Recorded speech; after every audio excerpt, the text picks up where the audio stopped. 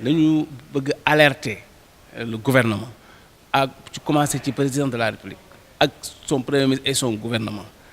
que ne moom président acte yi nga xam ne moom la jëloon bi muy door a toog ci nguur gi mu nekkoon loo xam ne lu ñëpp doon rafetlu la Sénégal yëpp rafetlu ko arabisants yëpp rafetlu ko ñun ñu dem partout au Sénégal di ko promouvoir dañu dem ba tey ñu gis ne lu ci bari résultat bañ ci doon xaar gisuñu ko fi may tàmbalee d'abord mooy problème mu bac arabe bi parce que moom la mooy acte bi mu njëkk a posé gis nañ ne bac arabe boobu xalaat bu rafet la woon ñëpp rafetlu ko mais gis nañ ne bi ñu koy mettre en œuvre ñi mu ko jox pour ñu def ko à commencer par le service du ministère de l'éducation nationale mbir mi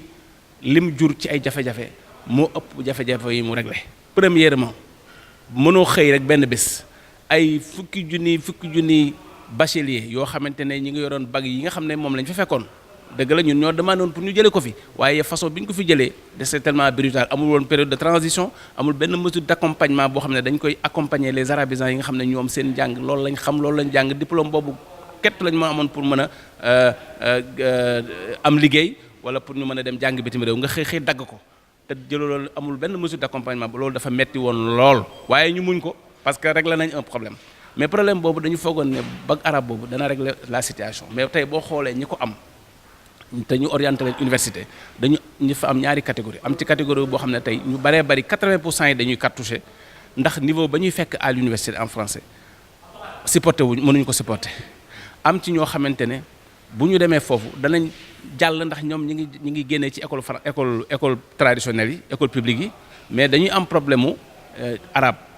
danañ jàng ba génn te duñ mën a bind benn phrase arabe loolu c'est-à-dire moi je pense que gouvernement aussi buy teg benn politique da koy xool ba nga xam ne dana ci mën a am résultat mais jàpp nañ ne am na lu bari lu ñu war a ay rééquilibrage yu ñu war a def am na yu bari ay mesures yu ñu war a jël pour régler le problème toog nañ ci nag ak service yi nga xam ne ministères yi nga xam ne ñoom la concerné mais gis nañ ne problème bi dafa mel ne leen a dépassé donc voilà yeneen jafe-jafe yi bi ci topp mooy problème ENA bi nga xam ne tey yaakaar la woon moom itam mais yaakaar jooju tey dañu gis ne benn yoon lañ ko organisé muy en 2016 ren jii nga xam ne bi ñu organisé le 30 décembre yi passé dañu génnee arabe bi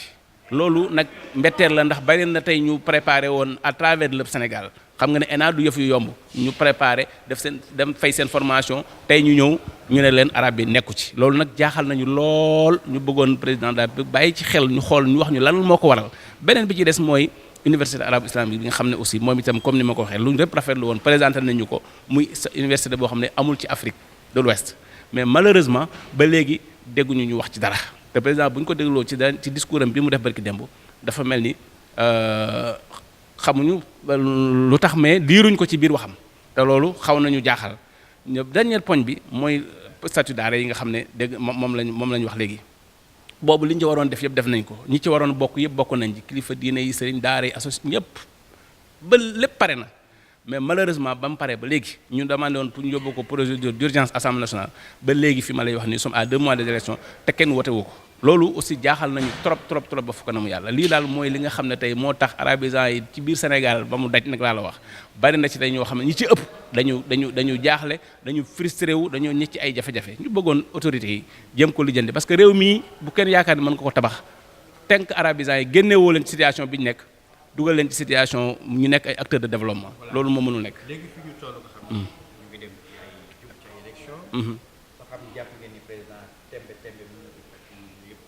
lan ngeen di waaw mën na ko faj parce que ñun état la ñuy waxal waxuñoo ak nit parce que ay mesures la yoo xam ne état continuité la l'état moom dafay continuer dafay dem président nag am na lu mën a def loo xam ne